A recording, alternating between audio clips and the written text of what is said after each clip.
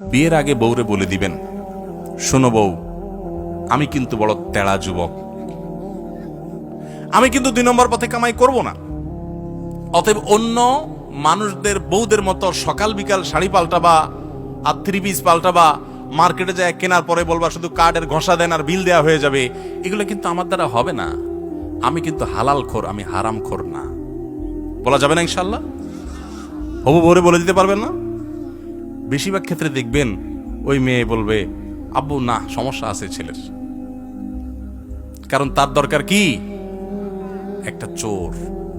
তার দরকার একটা চোর, তার দরকার একটা ঘুষখোর, তার দরকার একটা দুর্নীতিবাজ, তার দরকার একটা টিন চোর, তার দরকার একটা গম চোর।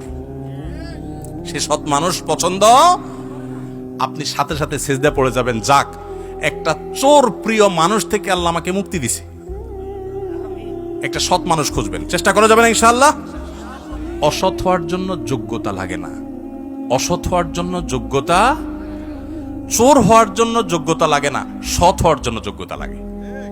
সৎ হওয়ার জন্য মেরুদণ্ড শক্ত থাকতে হয়, হিম্মত থাকতে হয়, সৎসাহস থাকতে হয়। বাবাকে বলতে হয়, বাবা আমি চুরি করব না। তুমি অসন্তুষ্ট থাকতে পারো, বাবা আমি 2 নম্বর জিনিস তোমাকে খাওয়াবো না। আমাকে অন্যদের উদাহরণ দিবা না, আমাকে সৎ মানুষের উদাহরণ দাও। যুবকরা বলা যাবে না বাবাকে ইনশাআল্লাহ? বেয়াদবি করা ছাড়া সুন্দরভাবে বলা যাবে না। আল্লাহ আমাদের সবাইকে তৌফিক দান করুন।